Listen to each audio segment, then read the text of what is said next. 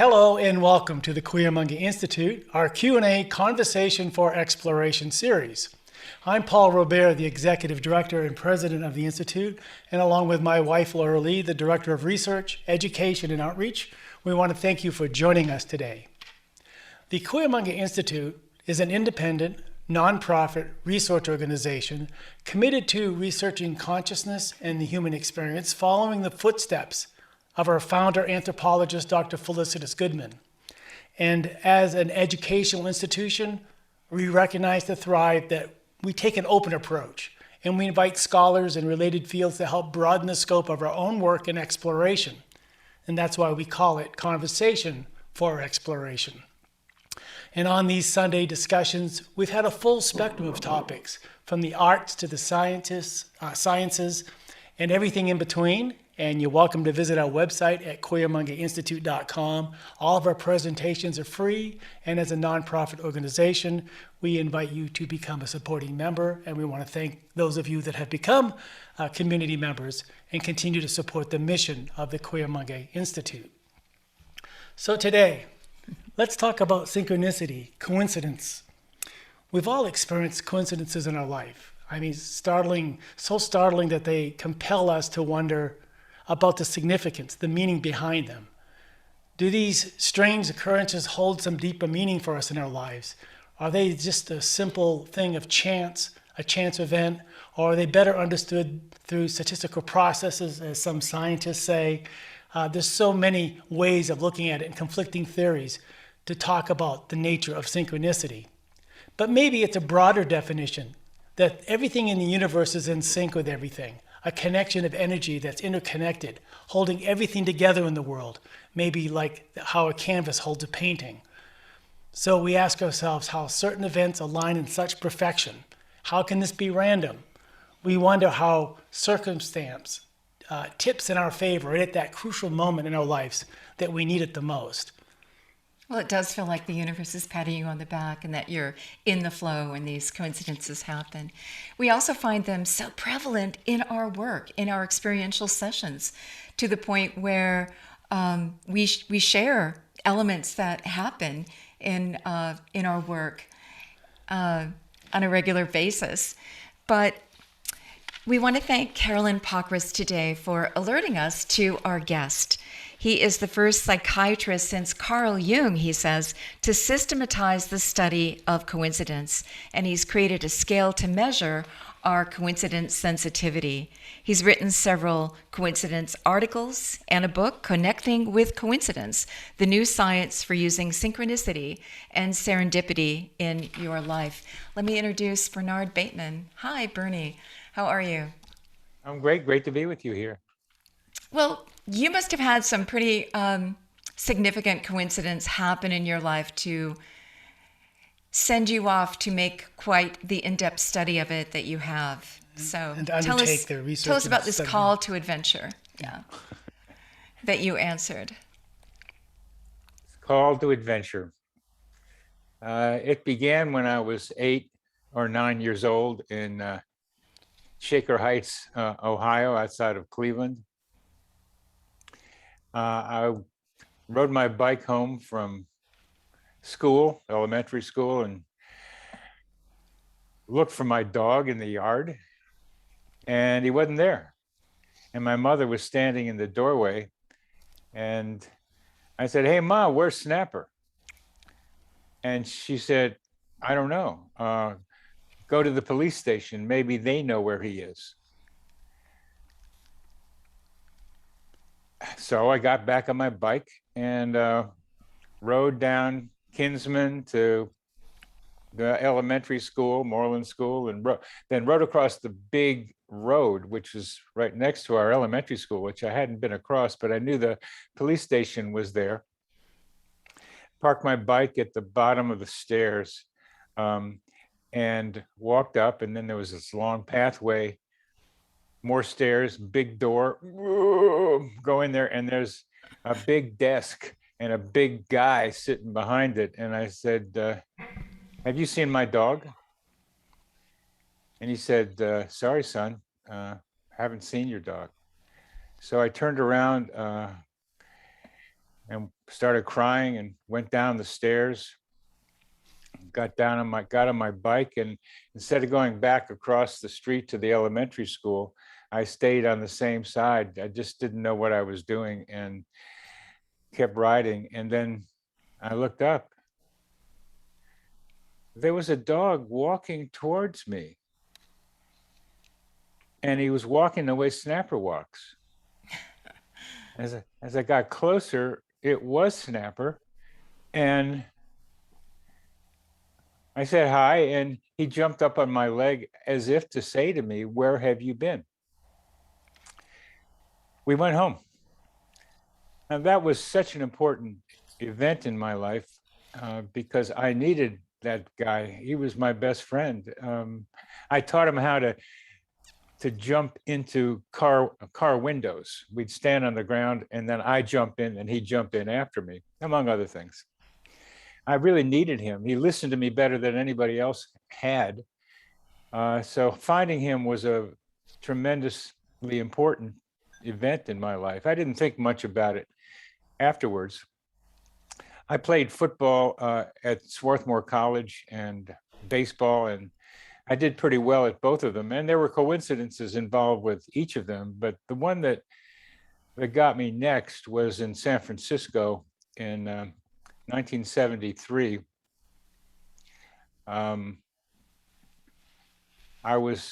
It was like in a Victorian house in the Haight-Ashbury, in the Fillmore district of San Francisco. This Victorian I really was renting with a friend of mine, and I was standing over a sink, and it was 11 p.m. San Francisco time on February 26th, and I was choking. There was something in my throat. I couldn't get it out. I've never choked like that before, and I haven't since. And finally, I stopped. I went upstairs and went to sleep. The next morning, my brother called me and said that our father had died at 2 a.m. Wilmington, Delaware time, 3,000 miles away. At 2 a.m. Wilmington, Delaware time was 11 p.m. San Francisco time. So 3,000 miles away, my father had been bleeding into his own throat, choking and dying. And I was experiencing something very similar to what he was experiencing. Yeah. At that exact moment, yeah. At yes. And so those two events, not only are they ways of my remembering both of those people and memorializing them for me, for other people to hear about them, but they became my inspiration for studying coincidences. How do you begin? What is your work? You're a psychiatrist, and you have written a lot for psychiatry papers and annals. Where do you even begin on this? Of course, you're going to look at synchronicity and what Jung had to say. You're going to look at serendipity. You're going to look at the whole phenomenon. But how did you go about this? Well, I didn't hear about Jung and synchronicity, even though I was a psychiatrist. But I did a little bit, but not that much. I didn't get into Jung very much. I just thought it was something important, but I didn't begin to study it in any kind of systematic way. Instead, I wrote a book on psychotherapy. When I finished my residency, I wanted to write about psychotherapy because there were all these different schools of psychotherapy, and I wanted to find out what they had in common. So I wrote 2 books, and the second book got 2 national psychiatric awards for it. So I became a psychiatric psychotherapist, as well as studying chest pain and panic disorder. I have a lot of papers on that subject, cardiology, psychiatry. So I wasn't studying coincidences, but man, was I experiencing them. And as you are saying, Laura Lee, they occur a lot, and they happen in everyone's lives. The real question is, are you paying attention to them? Do you notice them? And we can get into how that works when we talk about the various meanings and meaningful coincidences. So I was noticing them. I was a part-time hippie on Haight Street in the Haight-Ashbury. I figured that's why you were there. So, Well, I didn't know it was happening. I just happened to I just wanted to go to San Francisco. Well, that had something to do with it, but I wanted to put the Rocky Mountains between my mother and me. So I went from the East Coast to San Francisco. So there was a lot happening in San Francisco. So yeah, I got an internship there, and then I went to Stanford for my residency. But Stanford had a wonderful program there where I didn't have to be there half the week. So half the week I went up to San Francisco and hit Haight Street and the fog, and there, as the sign said, synchronicity spoken here on Haight Street. right. Did you keep a journal? I did, and then it got stolen when my wife and I went to Seattle from San Francisco. But I've written down a lot of the stories. I remember them, and I'm encourage other people to do what I'm doing, which is recording my coincidence stories in a book. So my next book, I've got another book coming out in the fall of next year called Meaningful Coincidences, How and Why Synchronicity and Serendipity Happen. This next book I'm tentatively calling The Dog That Trots About Finds a Bone. And the point of that is that if you don't move around, you're not going to have coincidences happen. You can't just stay home. Usually, they happen when you're out COVID there. notwithstanding, but yeah. Or even with COVID notwithstanding, you can still get out. Yeah. And you get out there, and stuff happens. And I can get into that also. But I learned on Haight Street how often these things happen. And so when I finished getting near the end of being chairman of psychiatry at the University of Missouri in Columbia, Missouri, I finally had a chance to study coincidences. So I asked the very simple question is, how common are they? I mean, we say, oh, they happen all the time. And the question you mentioned, Laura Lee, about how things are interrelated, that's so important to what I'm trying to do, is not just say everything's connected, because it is, they are. But the coincidences help us map how they are connected. They show the ways of the connection. And that's another story, if you want to, we can get into. But I developed the weird coincidence survey. Online, brilliant. Upload your stories. Yeah. Well, they could upload their stories, but there was also a valid and reliable instrument, as they like to say in psychology, to measure how often, what kind of coincider a person is, how frequently a person experiences coincidence. Some people say they experience a lot, and some not too many. So we drilled down to about 10 common coincidences, and you can take this survey on my website to see how you rate on your coincidence frequency. It's an approximate thing. There are things wrong with it, but there's nothing else like it out there. Mm-hmm. And that led to more research and more papers. So everyone is saying coincidence, serendipity, synchronicity. How do you define those? I mean, I've heard among friends arguments over this definition and that definition. That would be the first thing to do, is we're using these terms rather interchangeably.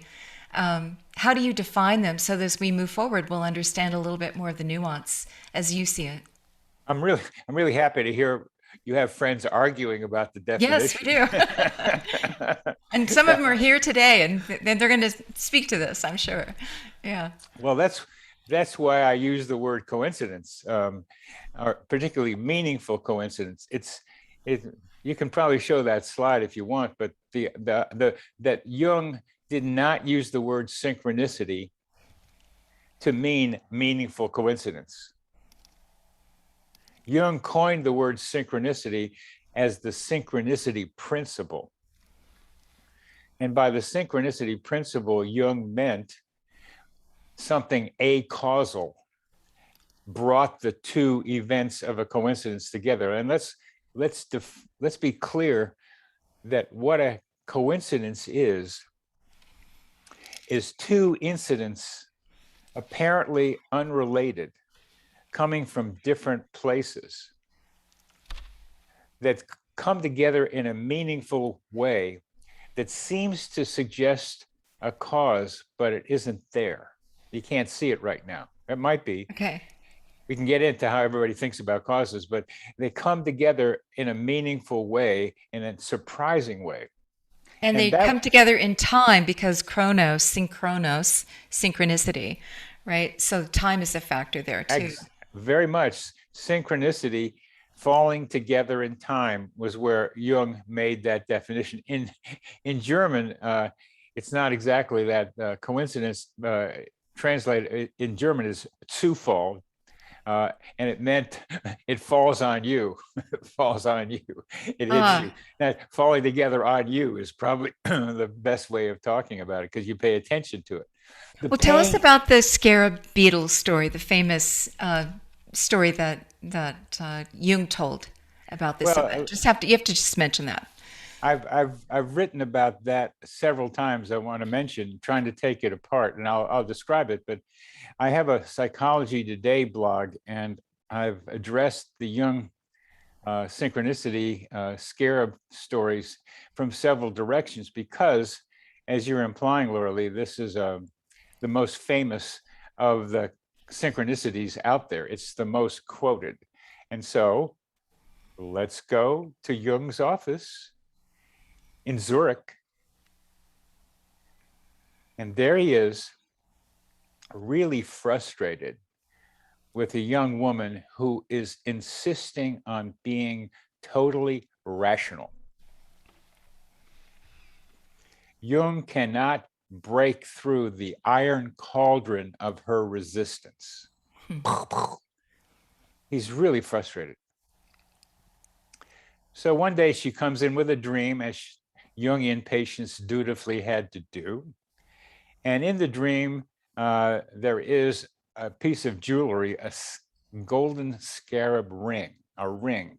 And a scarab is a beetle, but has many meanings in Egyptian mythology, the basic one of which is has something to do with death and transformation. So she tells him this scarab story about her ring and this ring dream.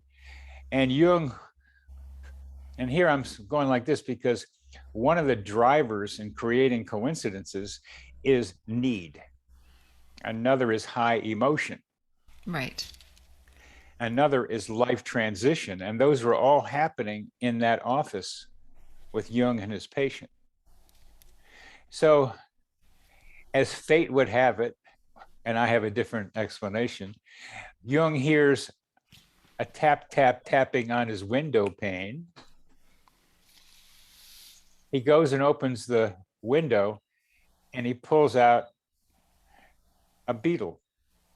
It's a rose Schaefer, not uncommon in Zurich, especially in the spring when these beetles are flying around finding roses.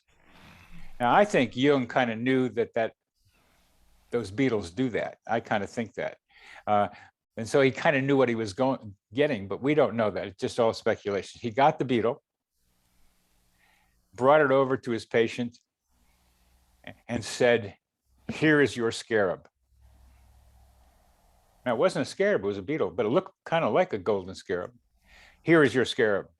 That shocked her enough so that Jung said, without any more detail, that she became responsive to his psychotherapy. But apparently, scarab beetles can navigate by the light of the Milky Way. Isn't that fascinating? I mean, they really are interesting creatures, even though they're pushing dung up a hill, mythically or maybe literally. But yeah.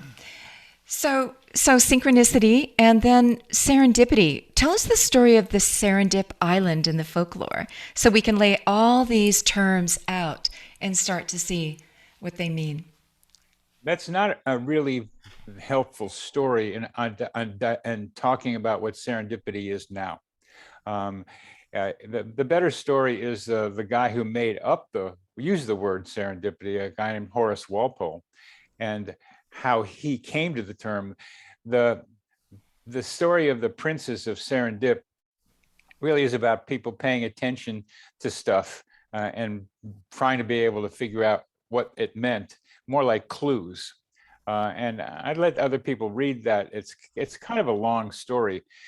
But the Horace Walpole story is that Horace was looking for a coat of arms to put on a painting of a woman that was part of a line of important people in England. Horace Walpole was an English statesman, and he got this package from his cousin in Florence, Italy, and in it was this painting, but he needed this seal that made the painting, the frame for the painting really work for him. And he stumbled across that seal somehow by looking through some old books. And Horace Walpole called it Walpoleana, that he was able to find things he needed when he needed them.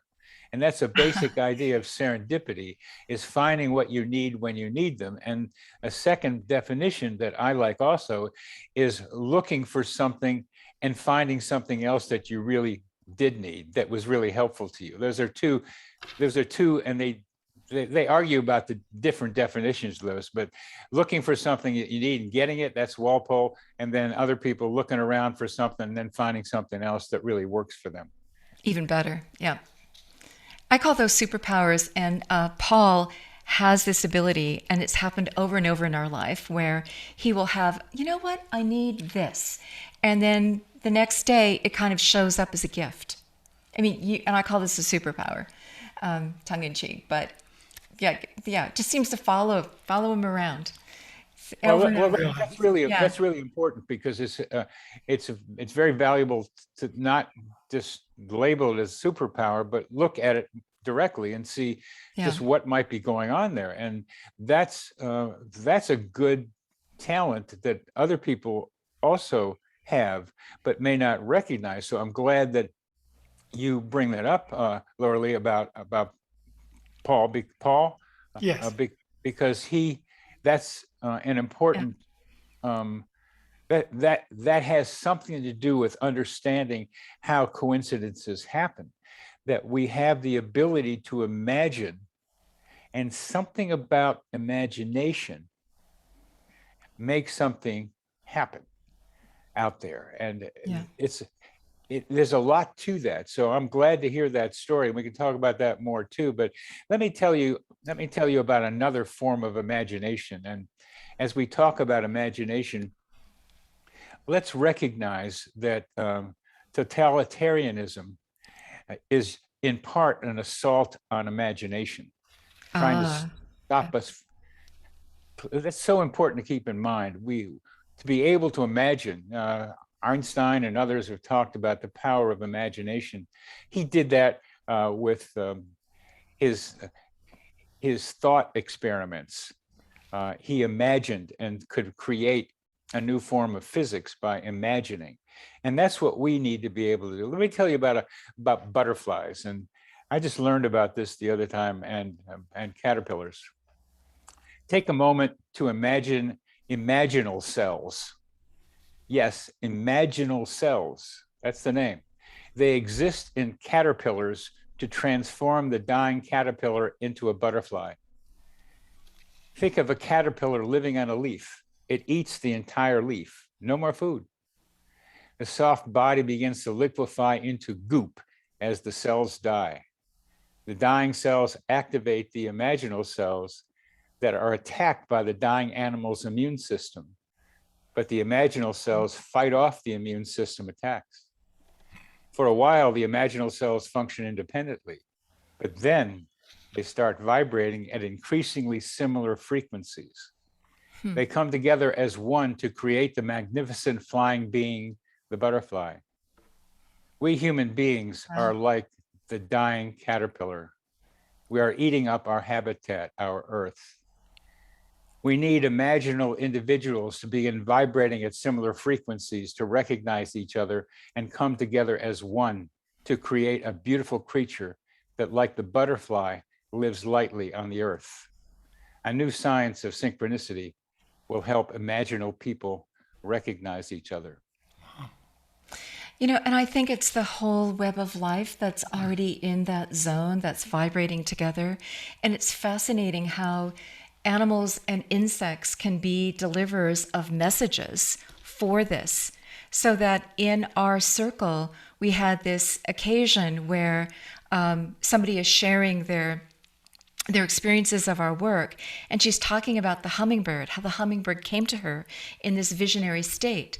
And Paul had opened the doors of the room, let some fresh air in, and a hummingbird comes buzzing in, circles the room, lands right in front of her, stays there stationary, looks at her for a very long second, and then exits the room right when she's talking about that.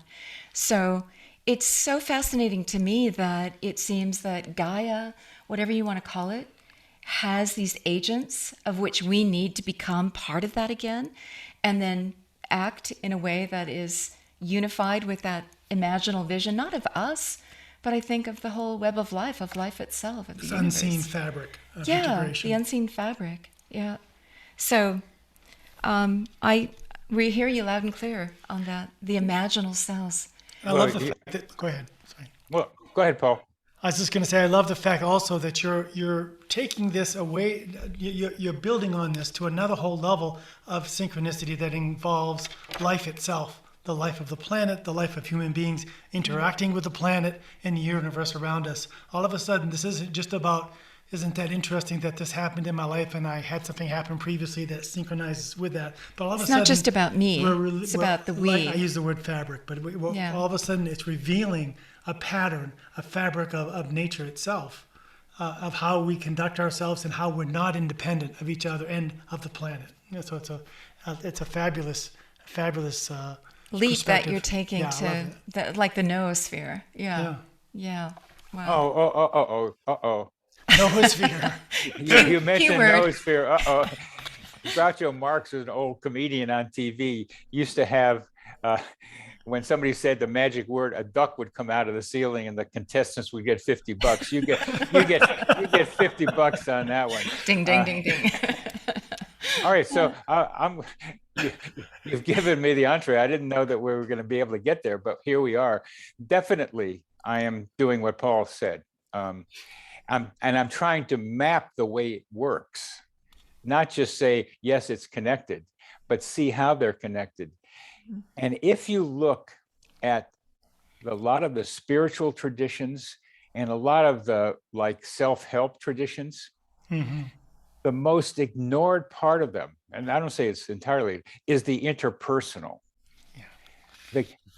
We are not paying attention enough to how we can use coincidences, among other things, to get along with each other better. So what I am doing as part of this is encouraging people to tell each other coincidence stories, as we will do, and then to reflect on them, and then to see how they might bring them together. Because coincidence, like the hummingbird you mentioned, other stories are like that.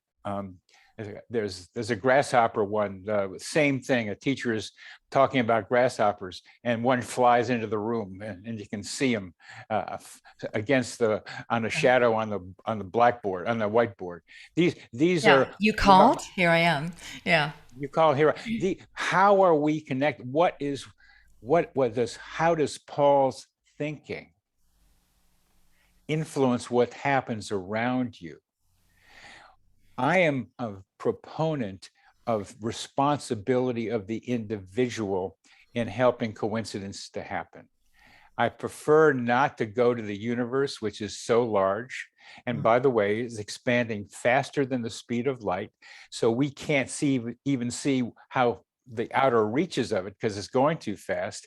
And there's a lot of stuff in there, but we have a complex enough place here on this playground, potentially here on Earth, to be able to like to seed our curiosity. So how does Paul... And to develop a personal relationship with it is what you're talking about. Yes. I think that's key. Because that's when the emotion, the need, the life transformation comes in. We have a direct relationship with the all, with the whatever it is, local and macro to microcosm. Well, I'm into the local. Yeah. A lot of people like non-local. There are trains that are express trains and then non-local and local. I'm on the local. I'm trying to say it's weird enough right here between us. Let's focus on this. Yeah. And we don't get along together very well. And there's good reasons for that. Can we be part of that system is get along, find a way to love each other and find out what love means, to feel with each other, to be compassionate with each other. You hear these words. I think coincidences can help that to happen. But let's talk about the noosphere. Tyler Desjardins defined the noosphere. And Laura Lee, can you tell us about what you know about the noosphere? Well, we have a guest coming up in December that's going to say it's already here on a technological basis and cites the statistics to demonstrate this.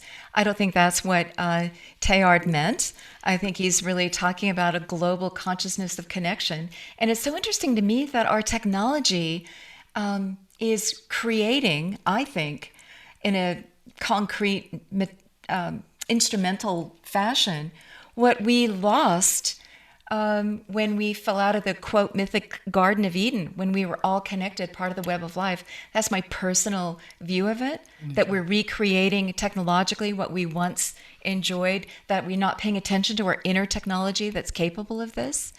But I think Teilhard's vision was come together and get along. And why don't you? You're the guest. Back at you. We've had several conversations on this from different angles. Yeah. On this. Yeah. Oh yeah, I'm the guest, but this is a guest that is curious about other people's thinking, and I think it's consciousness awakening, and we're a vehicle for that. The awakening, the evolution of consciousness, and we're all a piece of that. Well, let's stay with the internet and the idea that it's quote replacing what we might have had before. We still have it. We've had it all along. It's just dormant. It's been dormant. We haven't. But Tyler started talking about it, and I use the term psychosphere rather than noosphere. I like that. Yeah. And the noosphere is a little hard. It sounds like no, it's not there, but it needs knowledge. But the psychosphere is to suggest that it's mind, and and not just mind, it's emotion, it's energy. So the psychosphere is our mental atmosphere. The psychosphere that's a good definition. Is our mental atmosphere. Just as we exchange oxygen and carbon dioxide with our regular atmosphere, we exchange energy and information with the psychosphere. We put energy and information out, we get energy and information back. But it's not just human to human. I think it's the web of life to the web of life is the way I would like to see it. But go ahead. Keep saying it, because yes, it's the web of life. It's this web of life. The web that trees have underground is a wonderful metaphor. Yeah. Trees with the mycophyllum from fungi in there. And the exchange of information and nutrition and energy and all of that. It's just it would be Gaia, right? It's Mother Earth. It's Mother Earth. It's a wood wide web, as people like to call it, a wood wide web, and it reflects the psychosphere. That when we are talking about the internet, I think the internet is creating a scaffolding for the psychosphere that will allow us to do things like telepathy and clairvoyance and precognition and past life memories and lots of other things, including Paul putting out an idea and it pops back. And how to track that is really part of what I'm interested in. I like to hear the stories.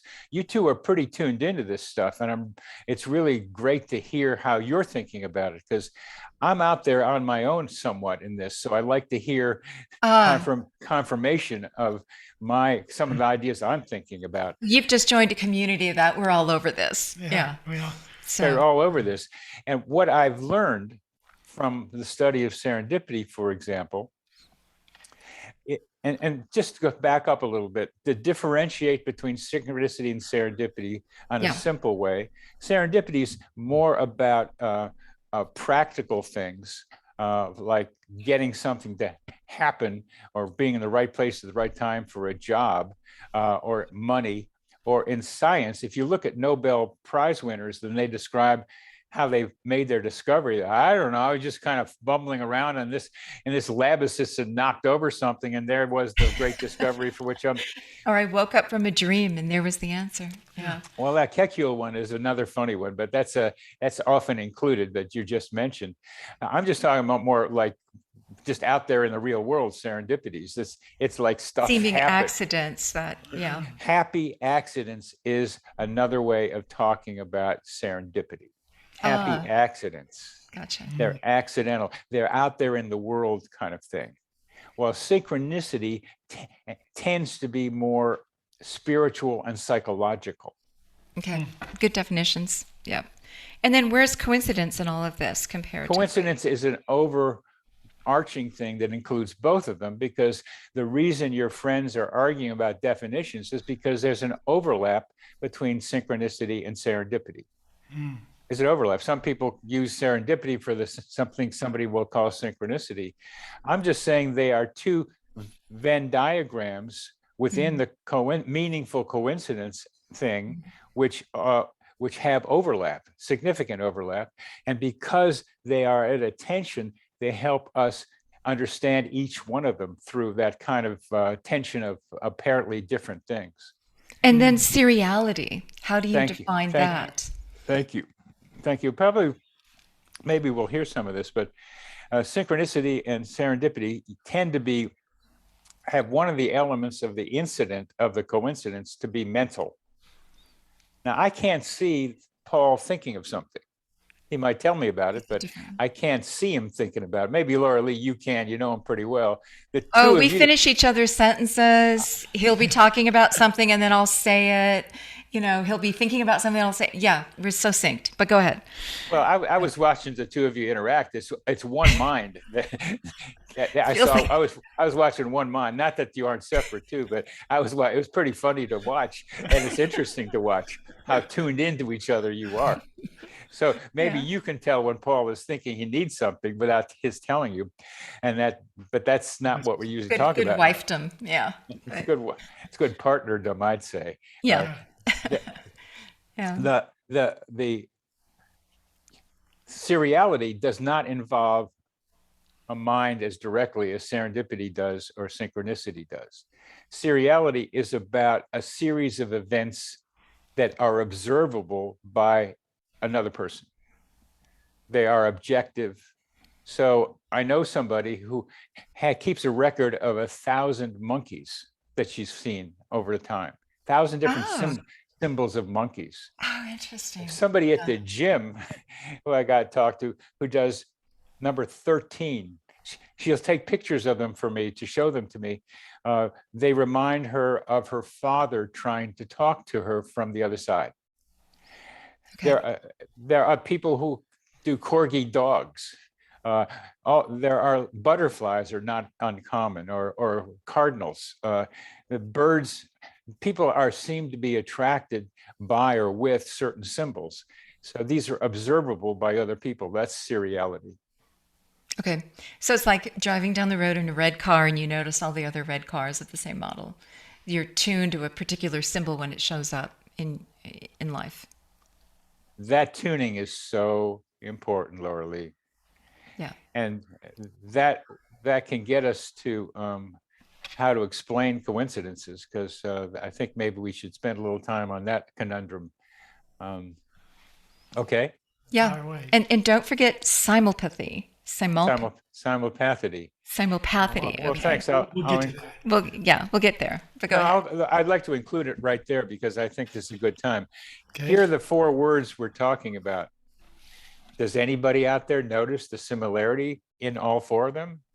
Is it just a coincidence? Let me say them to you.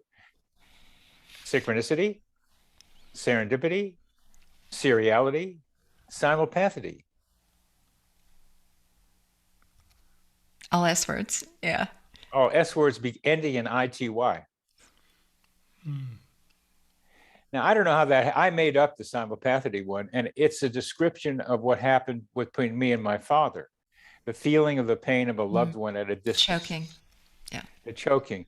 And so I wanted to know if other people experienced simulpathity. And I don't know if you can, and how many of you know this, but the original definition, the original word for experiencing the pain or negative emotion of somebody at a distance was telepathy. Ah, I did not know that. Tele, at a distance, pathy, feeling. But then it became cognitive, telepathy. So I came up with simulpathity, a combination of Greek and Latin to describe it. And this gets to be a kind of common experience, as my weird coincidence survey found. And Ian Stevenson here at the University of Virginia, I'm in Charlottesville, Virginia, wrote a book called Telepathic Impressions, in which he described simulpathity experiences. These are not uncommon. Did Ian Stevenson, by the way, do the research on the children remembering past lives? Was that? You betcha. And Jim Tucker's We've picked it up. interviewed him back. We've interviewed him Back in the past. We should pull that one out and post that. That was a long time ago. You ought to pull that one out, because the people at the Division of Perceptual Studies, which he founded here at the University of Virginia, probably would like to see it. They may not have it. So if you can send that to me, I'll send it on to them just in case they don't. Put it in their archives. Yeah. Yeah. Well, also you're there in what Edgar Casey land, isn't it? Virginia Yes. Beach. That's So Virginia you've got a Beach. hotbed of interesting researchers historically and currently. So go ahead. And the Synchronicity Foundation is near here, which does meditation with a very musical basis. And then there's the Monroe Institute, which gets you to talk with people who have passed. Robert Monroe, he's in our archives too, but go ahead. Yeah. Well, probably, you've been around a while, this dude, you boy. You've been doing this for a while. We started this early on. Yeah. Yes, you did. That's so cool. That is so cool. I'm glad to know you better, and what your history is. That's really fantastic. Yeah, Monroe and a lot of other stuff around here. So it's probably a vortex around here, and I've had a lot of coincidences on Haight Street, but I have them here too. I mean, they're kind of regular. They follow you around. Yeah. They're kind of regulars. But that's Ian Stevenson. He confirmed the simulpathity idea. When you feel the pain of a loved one at a distance, that's not uncommon. A lot of people think they're crazy. Some guy woke up in the middle of the night. He knew one of his parents had died. But something bad had happened, and he found out one of his father had died. And so he went on the internet and found me, and he interviewed me for an article in Swarthmore College Alumni Bulletin, because that's where I went, and he thought they might want it. And these things, I love these connections. And that's how these stories connect us. They can help us. They can find people that are maybe going to be in sync with us and get us to be able to continue to develop. Well, I want to also say that one of the reasons we find it's really Mother Earth, Gaia, interspecies phenomenon is that we hear so many stories of animals, and not just wild animals, but pets that are also involved in this. You talked about the feeling another's pain. I remember we had this beautiful wolf Malamute dog, Chance. We parked him at my parents' while we went off gallivanting around, and we come back, and my mother had been ill, and Chance did not want to leave her. He was staying by her side to protect her, to be with her. Those kinds of, there's the stories of dogs where they get lost from their owners move across the country, right, and the dog just shows up a few months later on foot. It's traveled and found. Nobody gave the dog the address of where the owners had moved, but they show up, GPS. And these are, and when we interviewed James Randi, the famous skeptic who puts, I'll give $1 million to somebody who can really prove that psychic phenomena. I said, well, how about looking at the dogs that show, those are documented reports. They drop the dogs off, the dog gets lost, the dog separates from the owner moved across the country, and the dog shows, you explain that. He didn't give me the $1 million, but I think I deserved it. Because how do you explain that, right? Yeah. So, I think that our pets, the animals are. We were in Seattle. We began our radio career out of King AM and then KVI, and we would hear stories from boaters talking about this sort of phenomenon. And people would say, I was out there lost in a boat in the fog and I couldn't find my way home. And dolphins came and led me back to shore. Oh, that's dolphins wonderful. Just came up.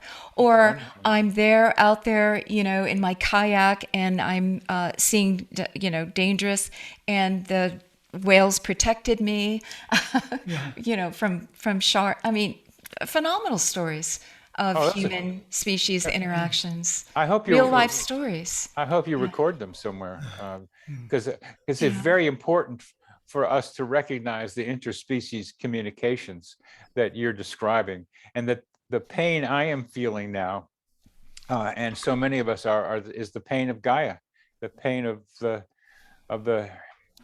what we're doing to the planet, and that's what motivates me. Among other things, we're feeling it, and the kids are feeling it. And we got to do something, and that's when I'm trying to do it with coincidences, and other people are doing it in their ways. And I have other ideas about how to do that. But since we're talking about interspecies communication, we just have to give credit where credit's due to the wider web of life. But go ahead. Oh, definitely. Because I would like to encourage people to recognize that it's possible to talk with trees. I did it as a child. Go ahead. Trees are phenomenal creatures. I've had an avocado tree with me ever since I was a resident at Stanford in San Francisco back in the Haight Street days. And I have 4 of them right now, 5 of them, and one that I've had for 11 years that it stays with me when I'm seeing psychotherapy patients, and another one that, anyway, they're characters, these guys, they're characters. So I've been used to trees, but I was walking along in a forest near Charlottesville 10 years ago, and I hardly remember, I got stopped by a pair of trees, and I had to turn around and I had to look at them. And we've developed a relationship over the 10 years. So I go up there and we get deeper and deeper into experiences with each other, so that the last time and time before, I became more and more like a tree. I could have bark and branches, and I could talk with them. I made up a song. The forest speaks to me, sometimes through the trees, with ever increasing crescendo, calling for Laura Lee. Calling for Laura Lee. Maybe I got the wrong one. But there's a Laura Lee here that's a good friend of mine who's an artist and has red hair. And they wanted her to come up there. And I tried to figure out why, because there are a couple of times when the forest kicked me out of there. They said, don't come back for 6 weeks. I said, oh, I figured they told me why after a while. You use too much of our energy with all your thinking and your neediness. You go out there. And so I came back, and I was like Adam and Eve being kicked out of the Garden of Eden. I was like really sad. And then he kicked me out again and said, go out there and socialize with people. Don't be so isolated. So now I've got a coincidence project and a lot of people that I'm involved with it. But they talk to me. They've given me advice. I hear their words. I hear their words. Some people can feel the energy of the trees, which I do, but they also talk in something that I can hear as words. They advised me about what to do with a friend of mine and how to help her. And it was a big, big help to introduce her to some other friend of mine. And they became great friends, and one of them's really helped the other a lot, among other things. And then lately, there was a third tree, and I never noticed until last year. And now we get together and we form a rhombus, the one tree, the king and the queen, as I call them, and me. And we form a rhombus together. And I become part of them and they become part of me. And then there is always, they like me to sing to them. Why? Somebody told me, probably because they're not able to make the vibration of singing. So I have songs that I sing to them, and they like romantic songs, and they like a song that has to do with a mountain, and they like Over the Rainbow because it's sky, and they're in the sky. I want to say that, so our ancient ancestors, one of the things that we talk about in our Talk work about synchronicity. That's what I was going to talk about. Go ahead. Go ahead. No, I was just going to say that this is like the foundation of what inspires Laura and myself, and how this institute was created in the first place.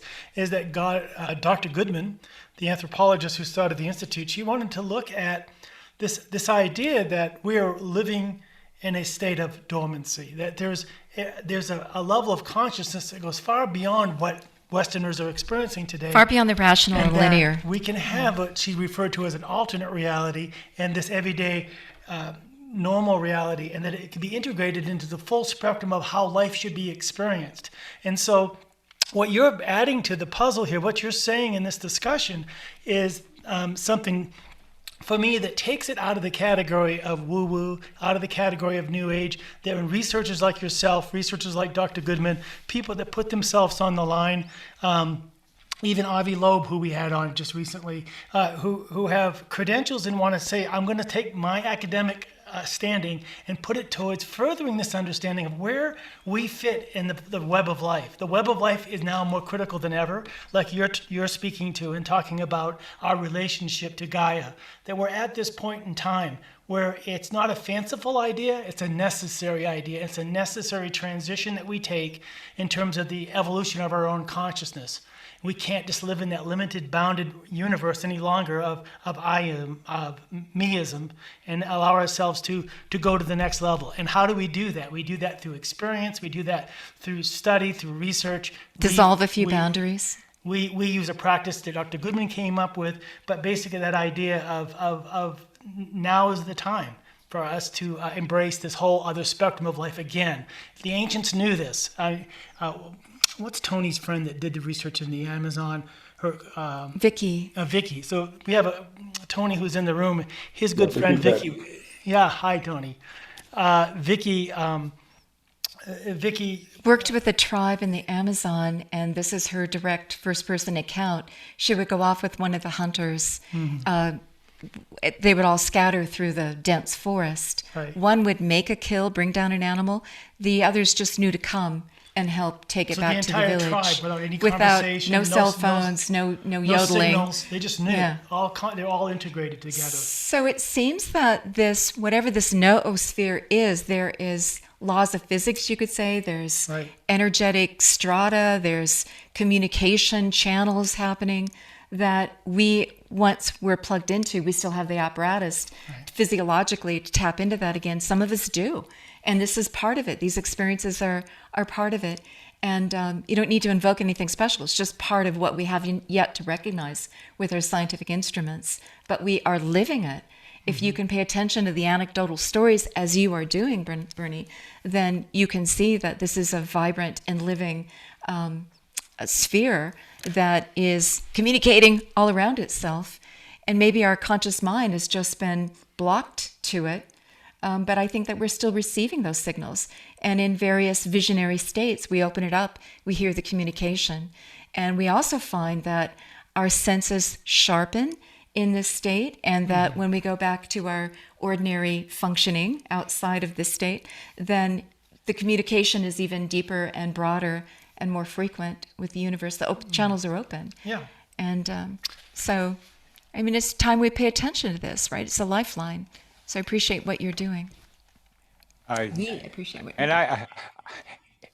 Yes, and even I'm with you, and you know that, and I appreciate your recognizing that I'm doing something like what you're doing, and I appreciate your seeing that.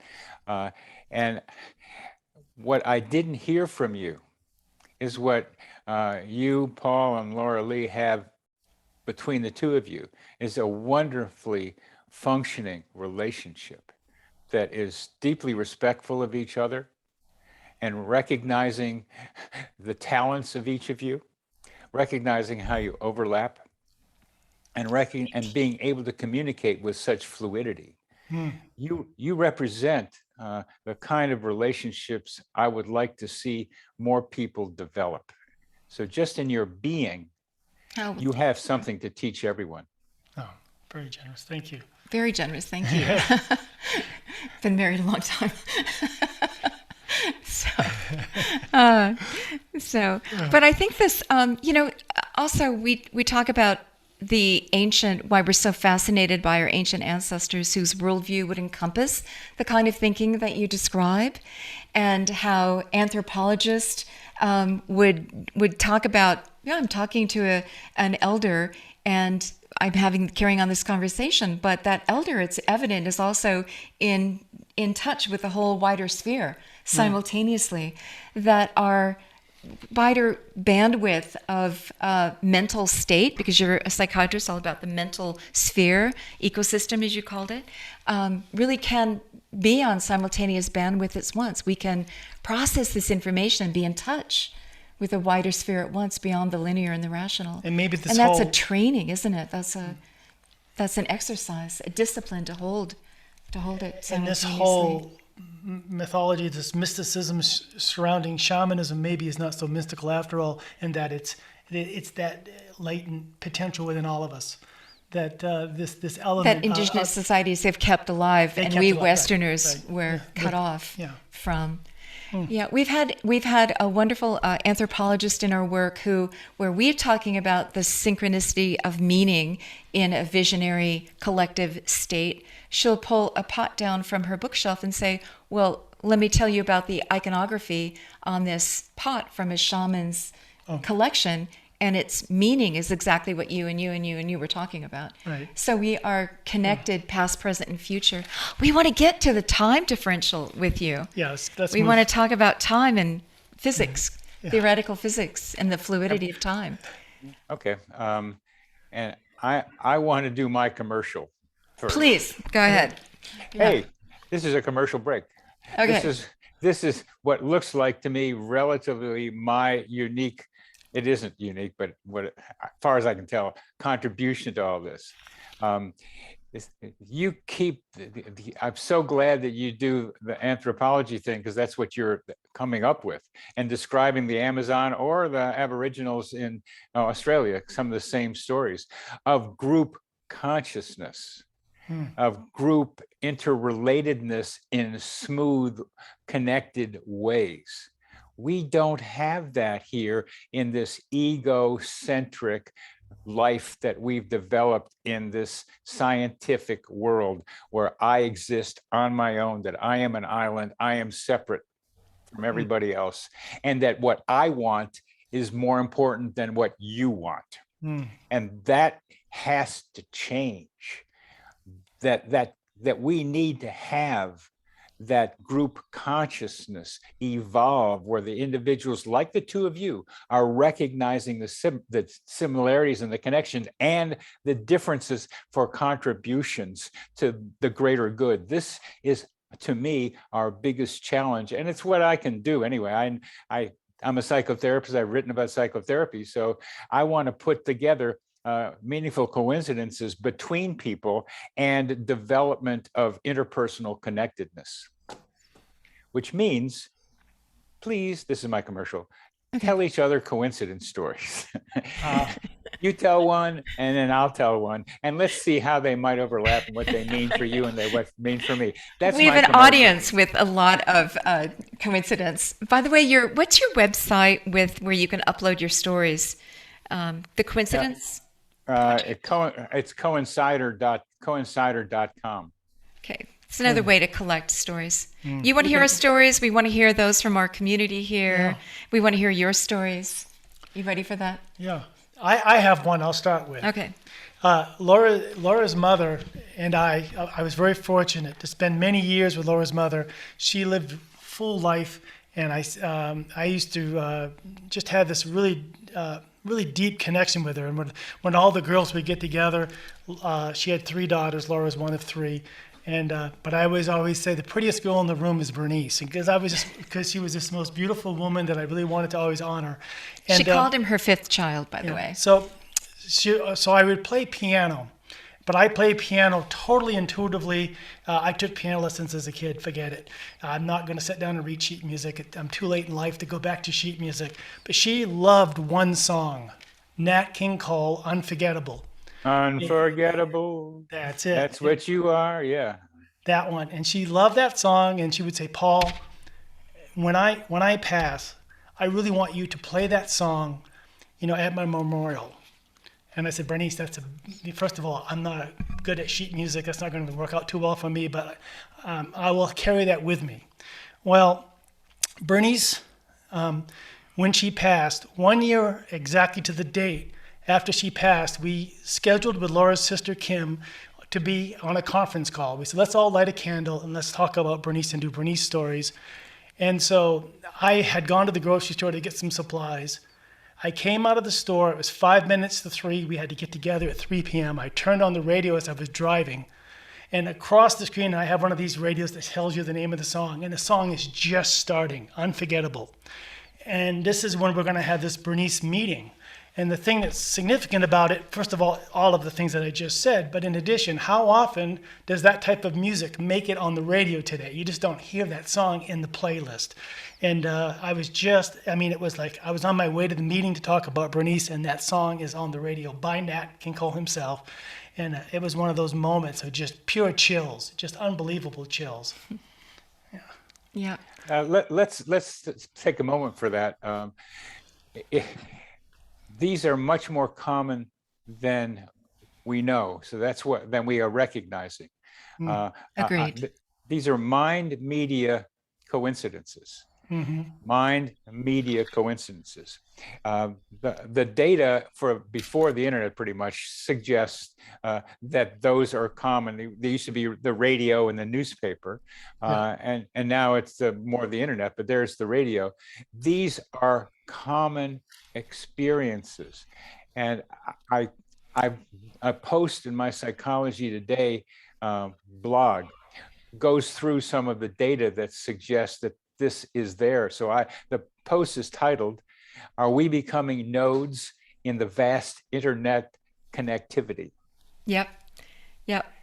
It's and when we say universe, we mean whatever this thing is that we're connecting with, so that you can be musing upon something and you turn on the radio, perhaps get in your car, turn on the radio, and then the lyric of the song or something that's said is the perfect answer. Right. Like the pat on the back. It's in the context of what it said, it's meaningless to you, but it's the perfect words to answer what you've been musing and chewing upon. Right? I hope our audience knows to not think you're crazy. Remember, I'm a psychiatrist, and part of what I'm doing with this. Diagnose me, doc. Am I crazy? Yeah. And I'm saying no, and that's why I like to talk about these things and say yes. This unforgettable. That's where you are. I have a patient who has it with an Etta James song, "At Last."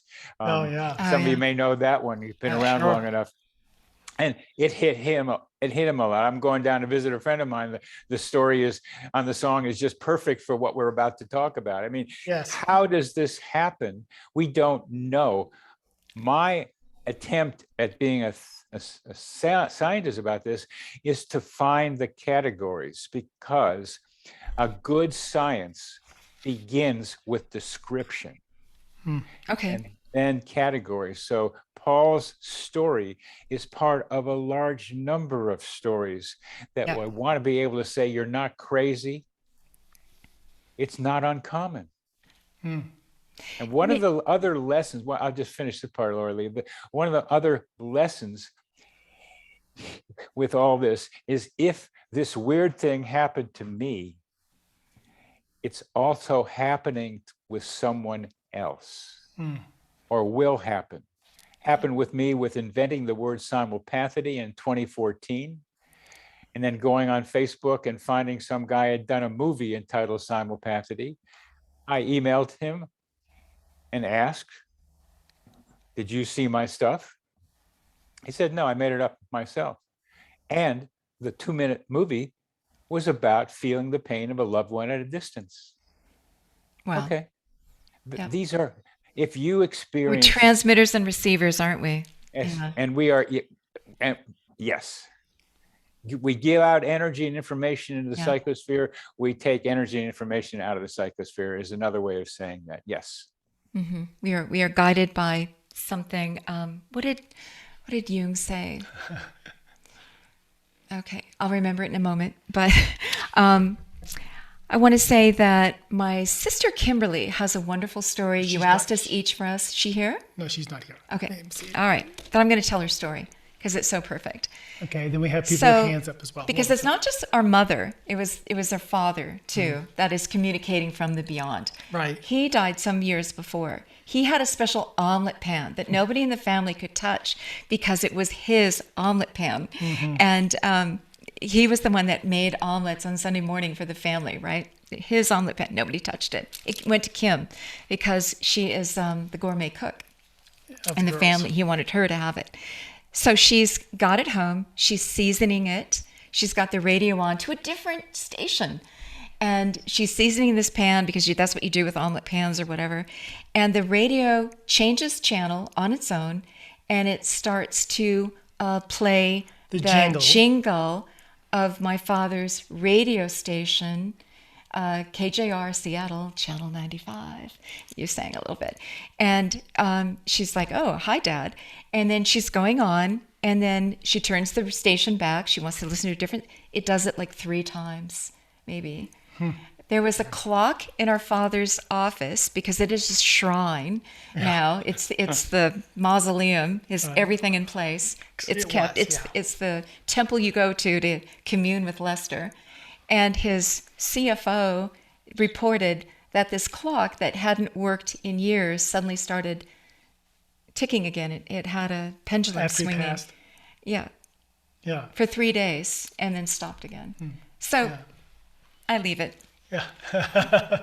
Let me comment on that one, and then ask you what that meant to your sister, because that's part of it all.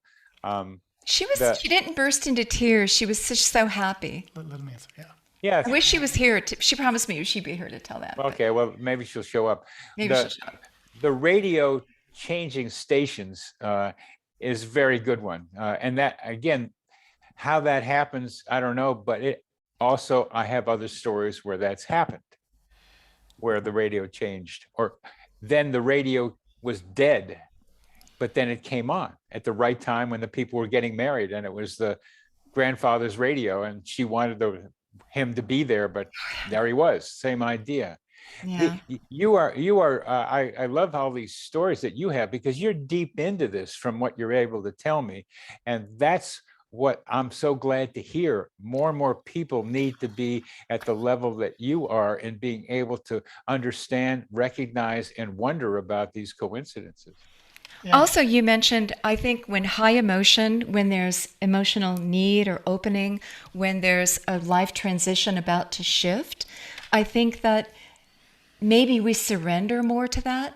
It's like the soldier in the foxhole. You are way open to this when your back's against the wall.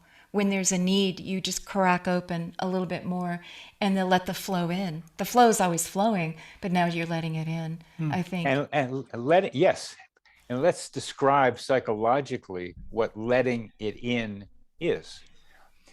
Jung talked about a causal connecting principle, connecting the meanings of the two coincidences, the father and the radio station, for example. In order for your sister to notice the coincidence, and for you, she had to be able to put radio station and father and song together. That meant she had to notice the similarity between the two events.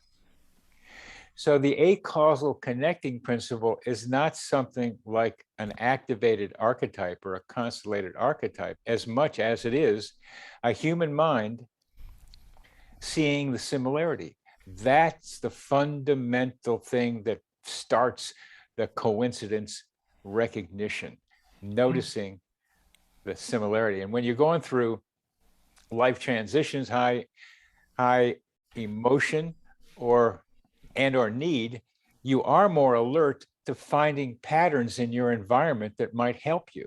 Sure. And for all of human history, coincidences have served as a way to understand reality, to figure out how things work, because they're hints, they're clues. Yeah. They in some ways of saying they are clues to the mysterious hiding in plain sight. Yeah. Oh, I wanted to quote Jung. In each of us, there is another whom we do not know. He speaks to us in dreams and tells us how differently he sees us from the way that we see ourselves.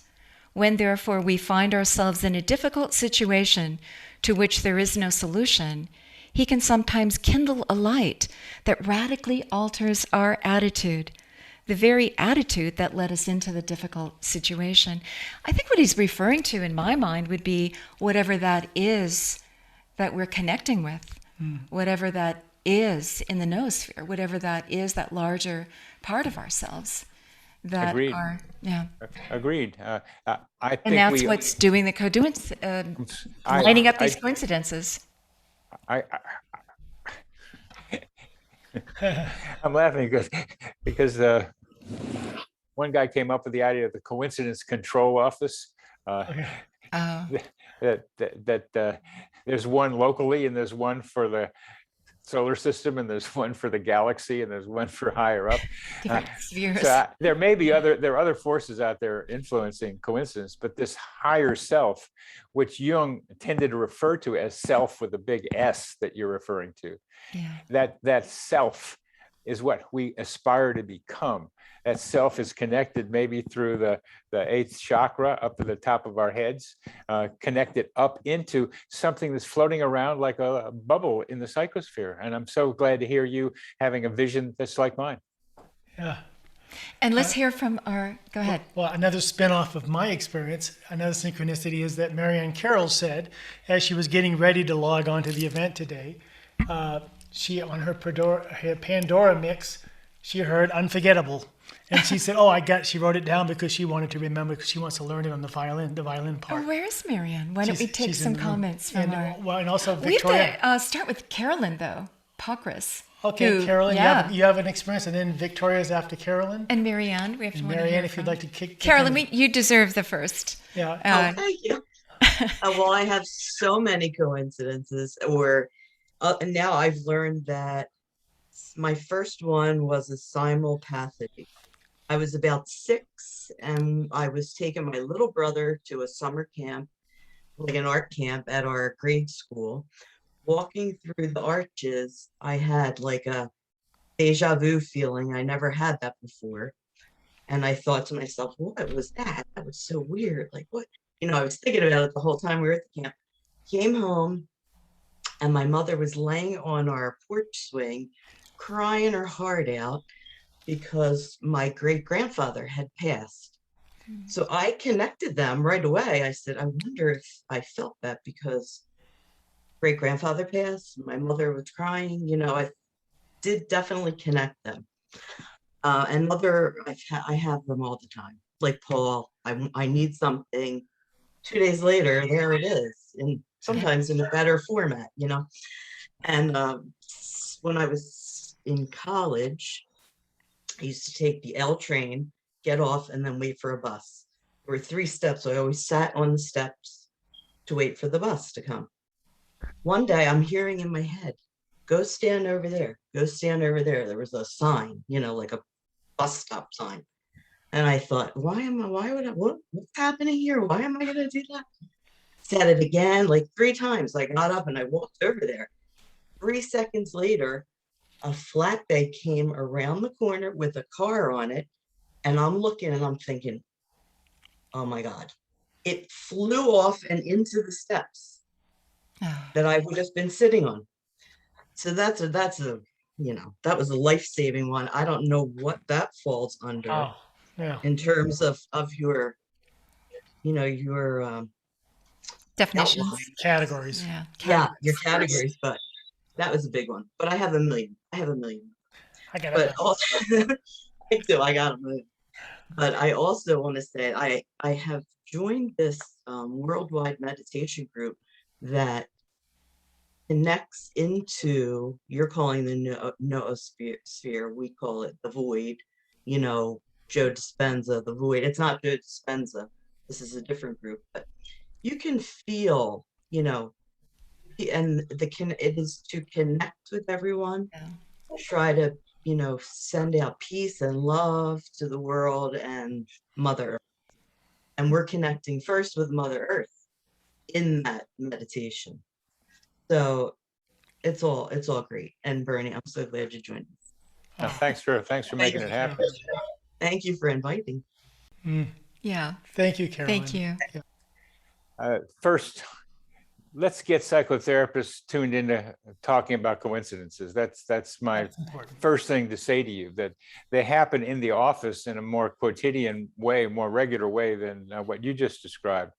Because Jungians say your problems walk into your office. And they do sometimes. The wounded healer. Yeah. We are mirrors of each other, and more specifically, we are mirrors of each other.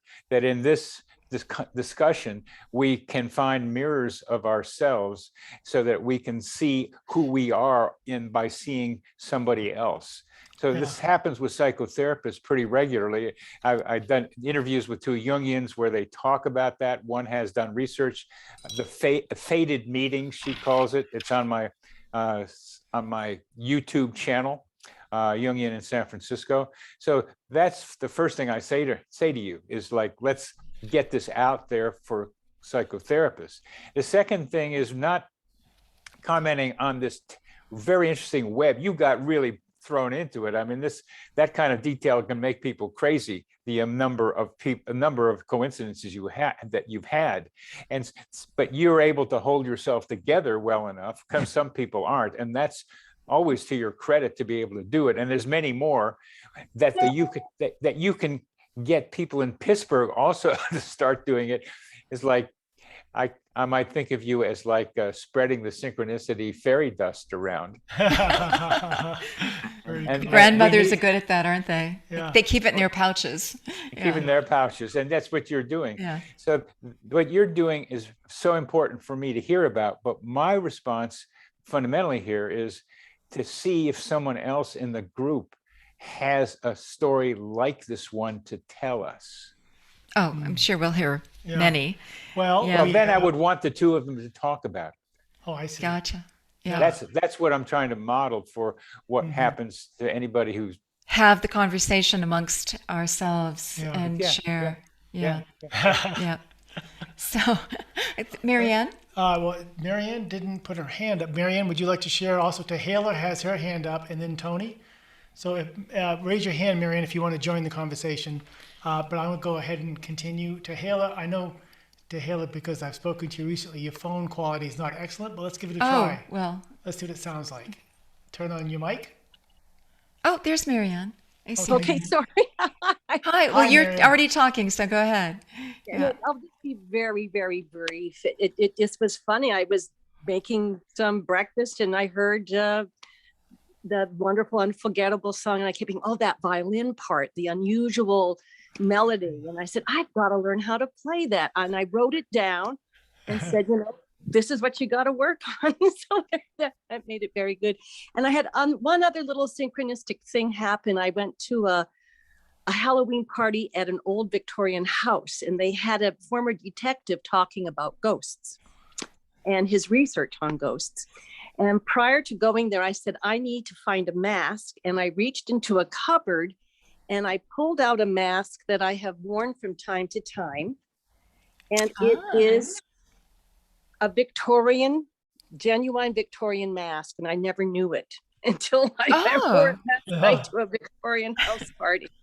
So those are my two, and that happens all day long, Paul. You know this, right? Yes. This is just today's installment. So thank you. Today's installment. I like that. Right. Yeah. So much. Get all right volumes on it. Yeah, I love it.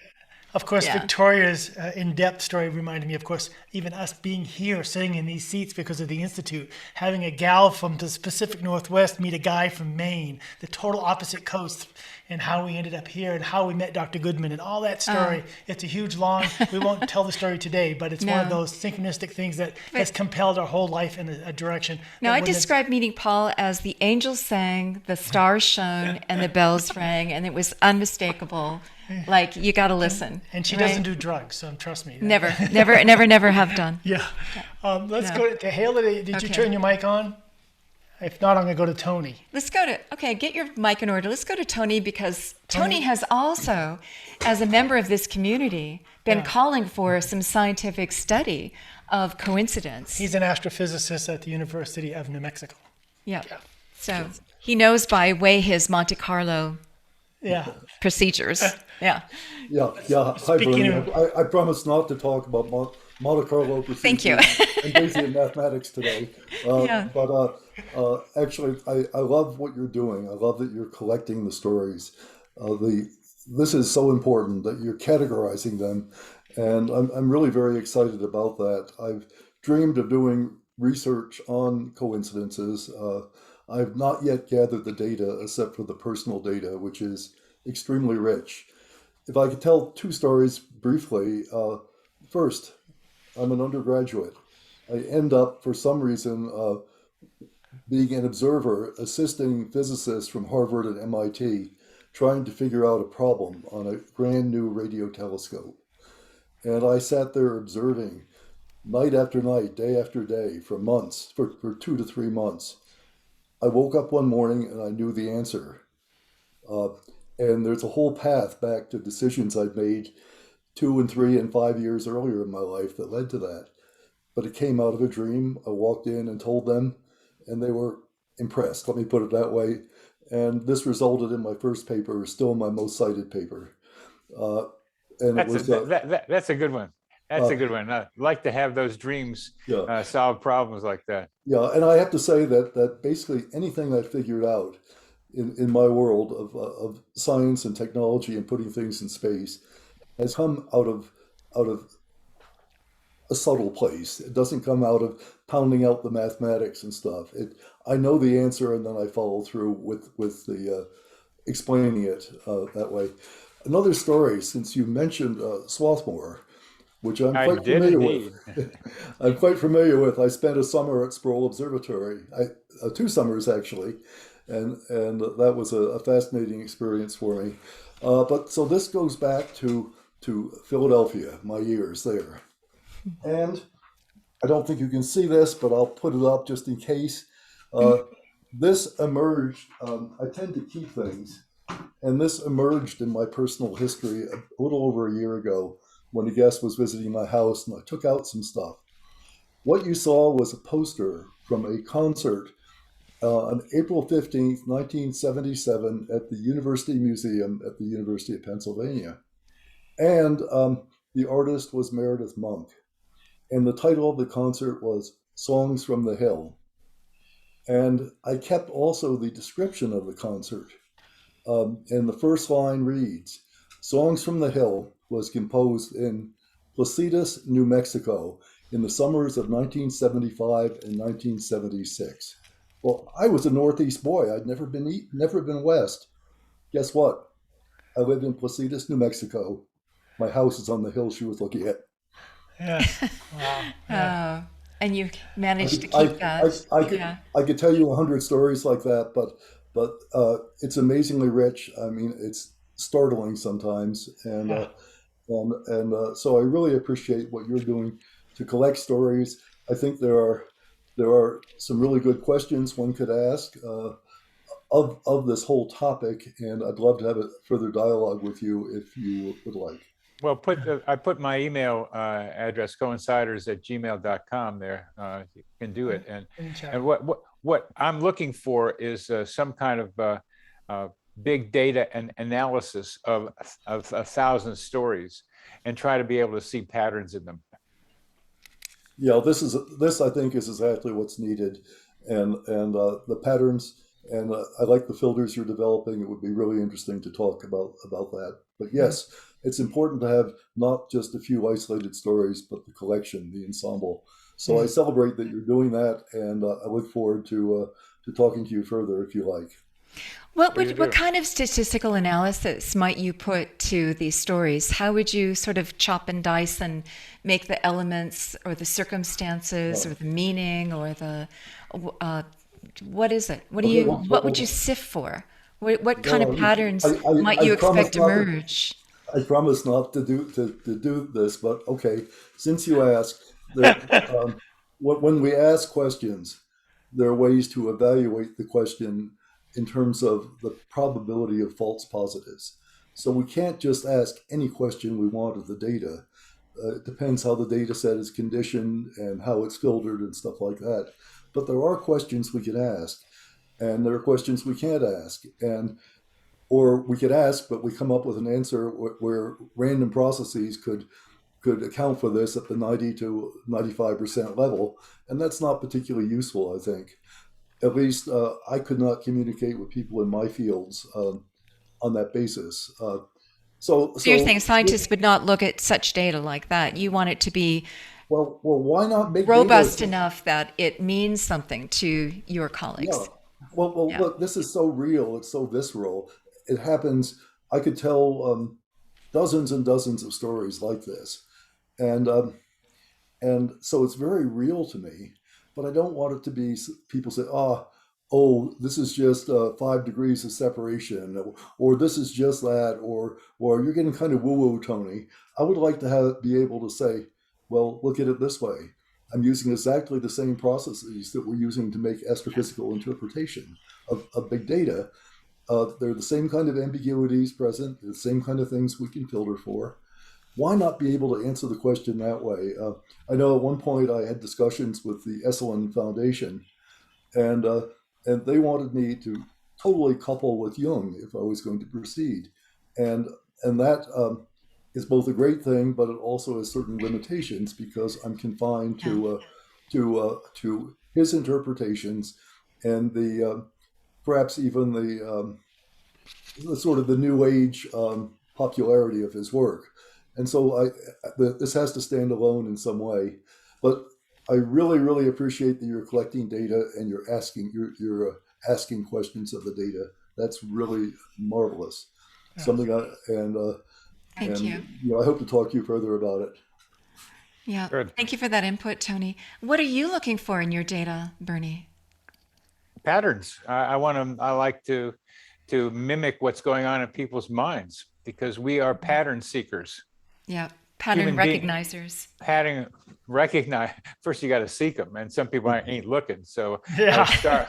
I'd start with you got to look for them, and that's why, among other things, people who are seeking meaning in life find more coincidences than those who don't. I mean, that's data we have, among other things. Pay attention to the inner garden. Yeah. You got to pay attention first.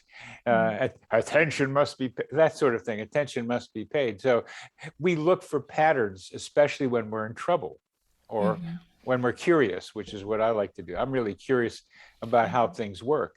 So what patterns am I able to find by looking at a bunch of stories? I've done that subjectively myself by just collecting stories and being able to label stories that I've heard today and other ones with names and say that's common.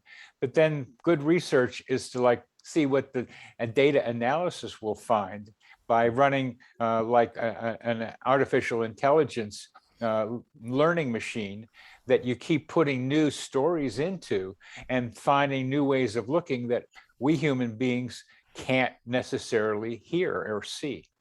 Mm-hmm. Yeah, Okay. this is something that's done in linguistics, so I really like that you're doing that. I think that there may be some hints of how to do it there. Exactly. Okay, Lori is here. Hi, Lori. Hi, good morning. I just want to mention that Tahila is I guess she also wants to share because she's putting some comments in the chat. So I don't know if you want to jump to her right now or if I should just go ahead. Tahila, do you have your mic on? Can I hear you? Well, you're already on, and we'll go to Tahila next. Yeah. You're already here. Okay. Yeah. Okay, great. Beautiful. Hi. Oh my God. That was a beautiful story. Yeah. It's just filling my heart. I can feel, on the edge of tears, and it just really confirming my own life, my own path that I've been on. I teach about wild plants and medicines here in the Pacific Northwest and in what we call Vancouver, Canada. And just a beautiful connection with nature. And I'm also an artist in residence at a community center. And for 2020, they extended our residency. And so for 2021, I was really thinking about our ecology and our disconnect from our outside world. And I started thinking about the trees and recognizing how we really need to be growing more trees and bringing back our native trees all over here on Turtle Island. So I get a phone call from one of our local colleges. They do environmental sciences and biology. They asked me yesterday, in fact, if I could come out to what's known as Burns Bog. And I know the bog plants, but I don't teach a lot about the bog plants. And they were like, well, you can talk about the plants on the edges, etc. So I'm chatting with another woman who wants to invite me to come and do some teachings with a group that does restoration. And I mentioned I'm going to Burns Bog. And she said, oh, well, we had a forest fire back there in 2016, and it stimulated all the pine cones, and all this shore pine is growing, and we're going to be pulling it all out. And I was like, oh, well, I'm today hosting the Day of the Dead as part of our Artists in Residence. And I thought it would be beautiful to have trees, because I've been talking about trees for the last year and how we need to all be planting more trees. And 5 minutes ago, she arrived with a bundle of trees that have been taken out of the bog. They're about 3 years old. And I will be gifting them out in this community event today.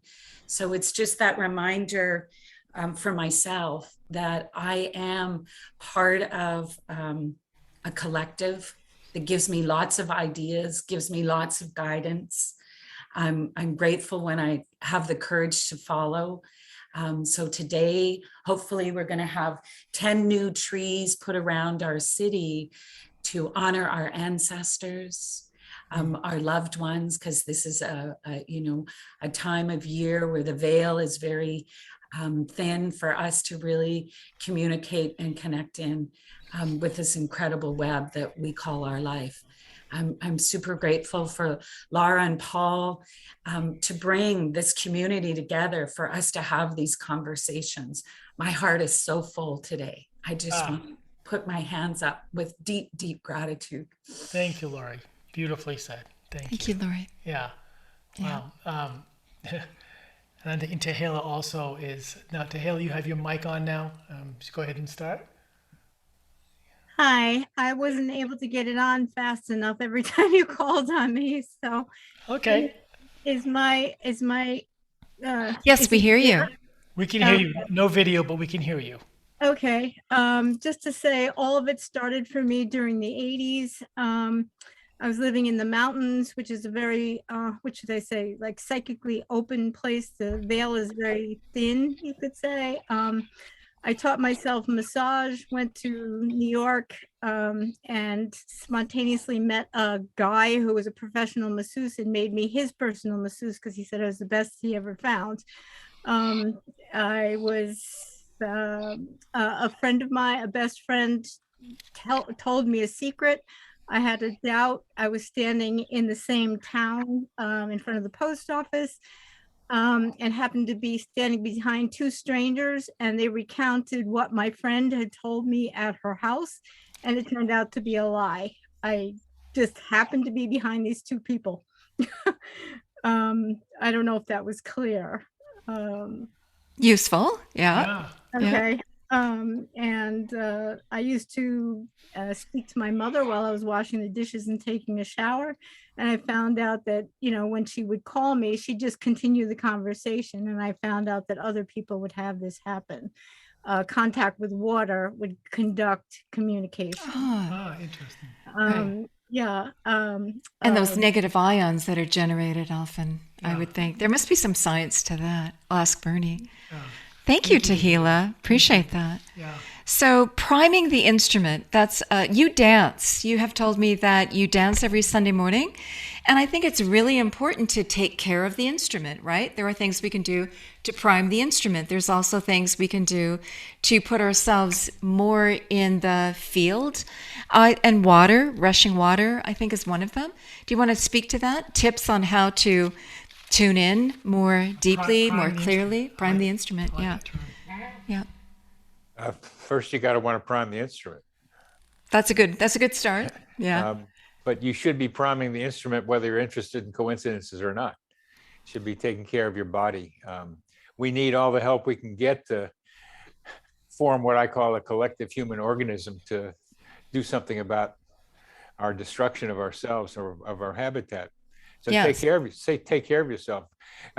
Your movement is really important, but fundamental to movement is what the Cuyamonga Institute pushes people to pay attention to, is being in a certain conformation of your body and holding that, because that's going to get a lot of stuff happening just by doing that. So on the dance floor, I sometimes just like to do the same movement. It's kind of similar, just over and over again. It gets into a rhythm, and then holding a pose helps get there too.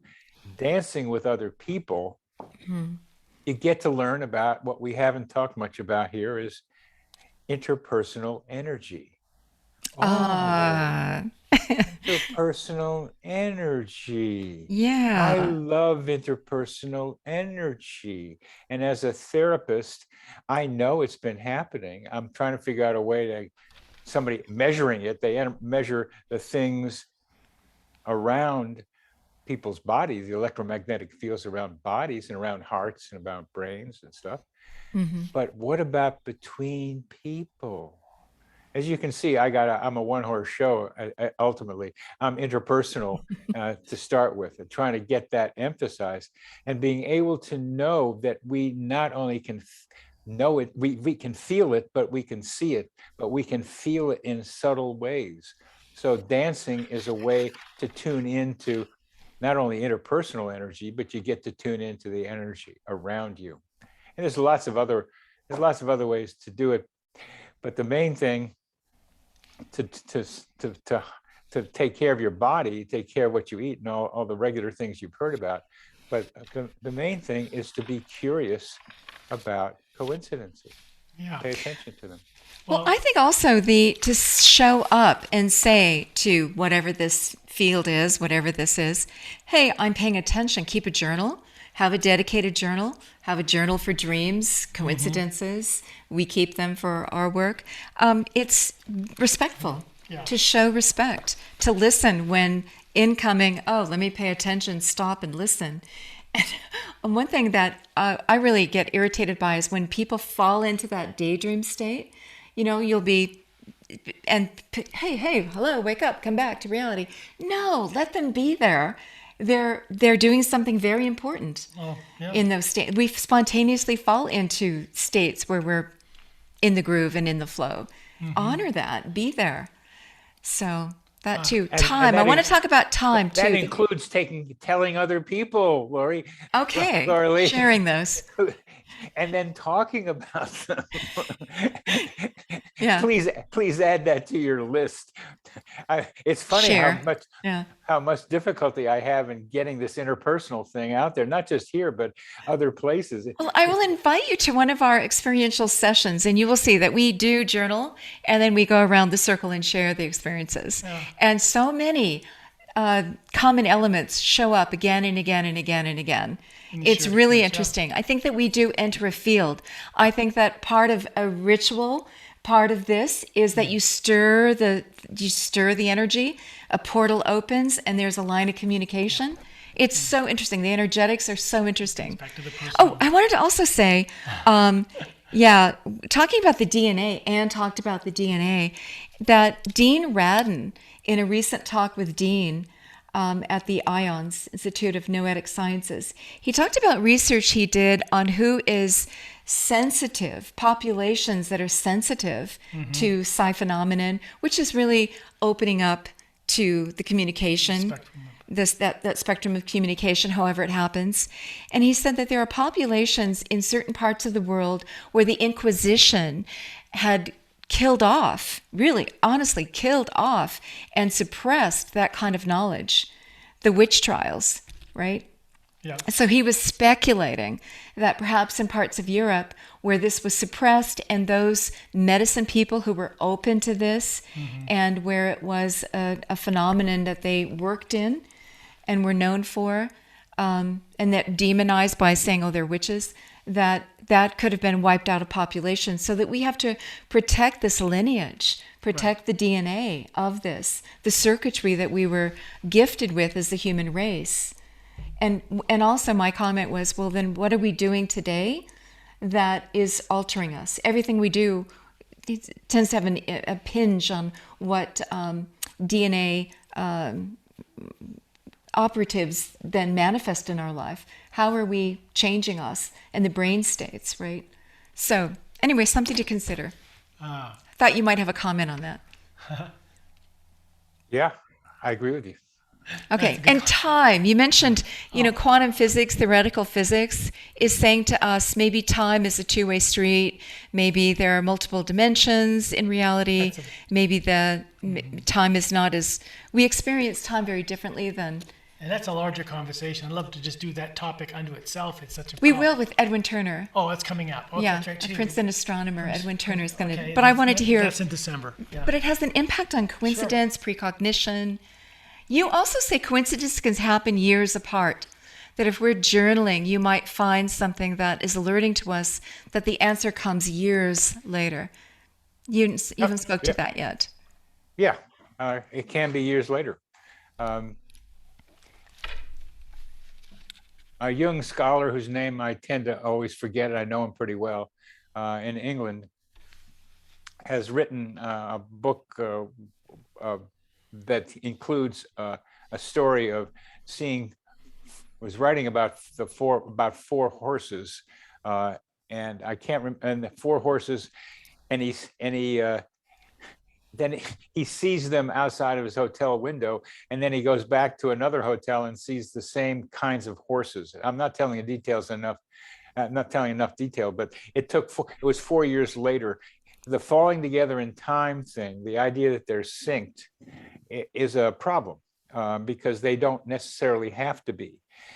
They usually are. The ones that get us are the ones that are close in time. But before going into I don't know if we should take the time of it, but when you think about a coincidence, it tends to be simultaneous, like my father and me in the choking, but it doesn't necessarily have to be. They can be some distance apart. But the interesting thing from a statistical point of view is statisticians who say it's all random, coincidences are all random, multiply the base rates of each of the incidents in the coincidence, the base rate meaning the frequency of it happening. Like how often do I call somebody And how often does that person think of me? And then I call and that person is thinking of me. You have to have the base rates of each one of those. And they multiply the base rates and you get the probability of that happening. But they don't take into consideration time, because that kind of thinking could happen like weeks apart.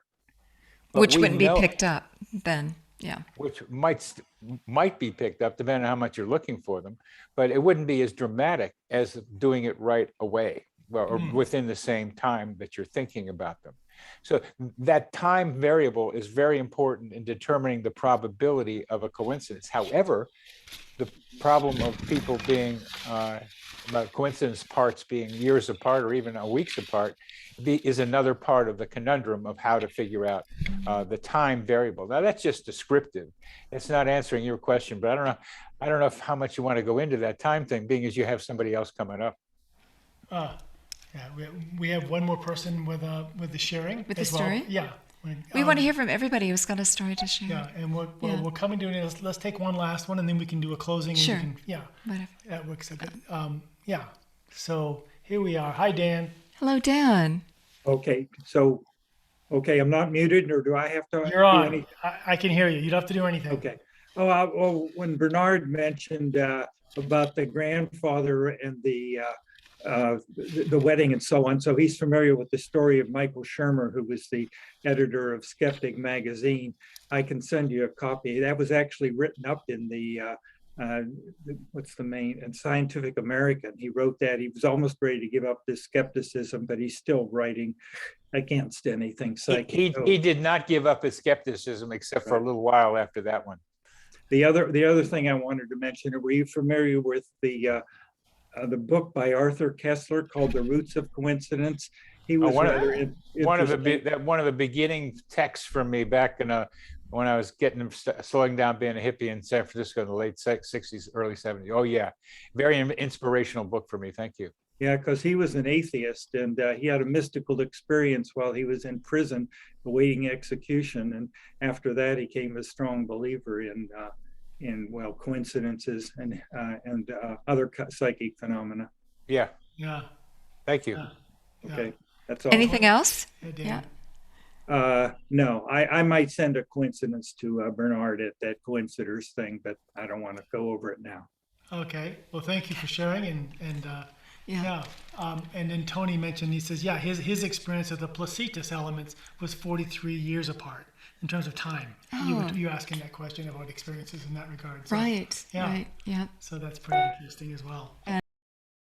And ritual. I heard a lot about ceremonies and paying attention, and really shows you the power of ritual and the power of group. So to have ceremonies happening all over the world on a single day, and Dean talked about that as well, that it's heightened, right? The veil registers all of this activity simultaneous around the world. It's measurable with random number generator stuff that they have going on in the background. Right. Yeah. We're having an effect. There's a physical effect in the field. Yeah. And coming back to the center of our conversation and the idea and that concept of integrating ourselves in a worldwide network of experience. Well, the good news is it's available to us like in the here and now. Pay attention, open up, right? It's a profound way for us have the desire. First of all, have the desire to open ourselves to the idea. Yeah.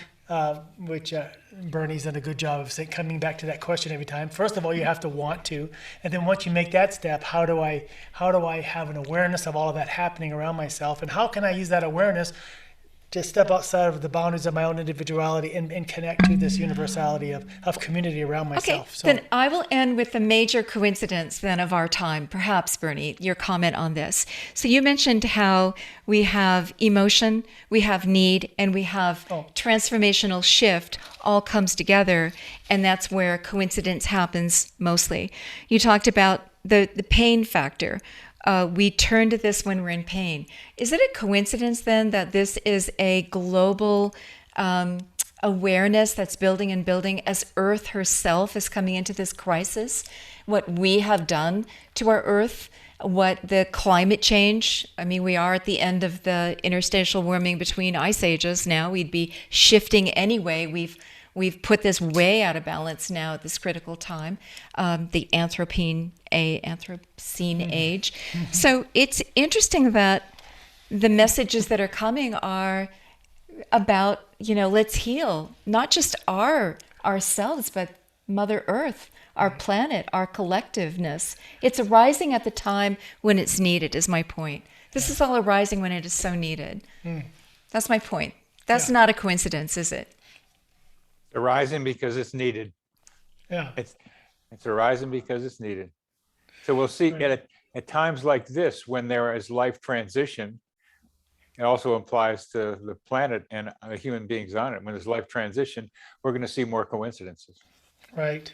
And it's like Cheryl Lynn said, does the holographic metaphor play here, where the whole is revealed through each part?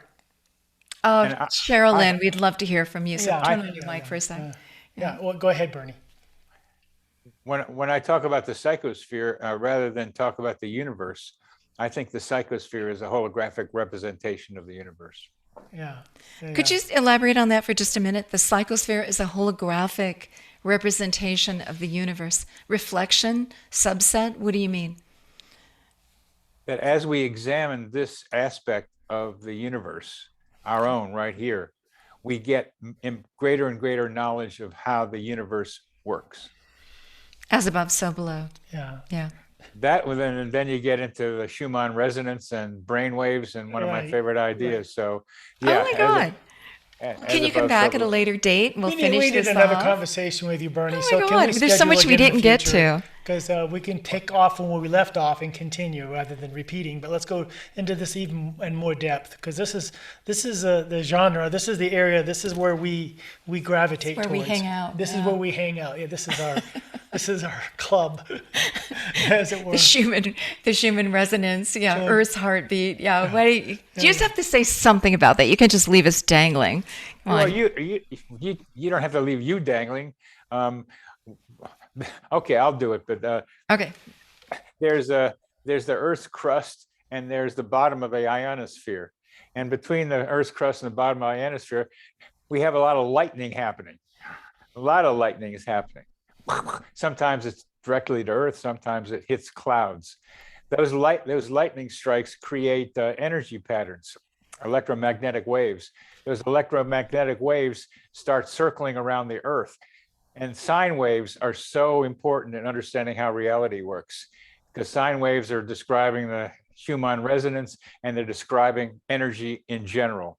And the Schumann resonance bandwidth is about 7.8 to maybe 60. And it just happens that our human brain goes maybe from 4 theta to about 50. So there's an overlap between what's going on in the psychosphere up there and in our brains. How did that happen? Is that just a coincidence? I would say that we evolved bodies with the technology to tune into our immediate environment. Right? So it shaped us to be tuned to this. That would be logical. If you were designing an instrument, you'd want it to like transmitter, receiver, tune into your hive, right? It's logical. Yeah, I agree with you. I agree with you, and I'm glad to hear you say it, because I haven't heard anybody else say that, because I've gotten arguments from people around here about that. But yes.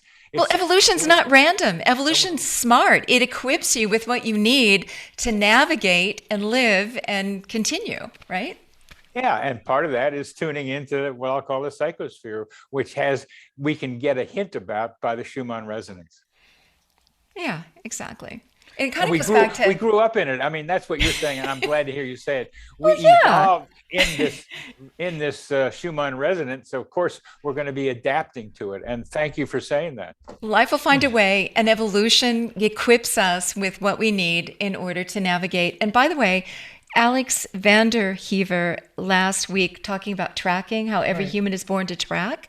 We are equipped to navigate our world, whatever that world is. Right. Yeah. Right. I call some of that human GPS. Yeah. Thank you. And your story was beautiful on that. Yeah. Wow. So many good stories. All right. You have to come back for a second interview. I'm going to put the cover of your book up on the screen here, since we didn't get a chance to get back to that. Yeah.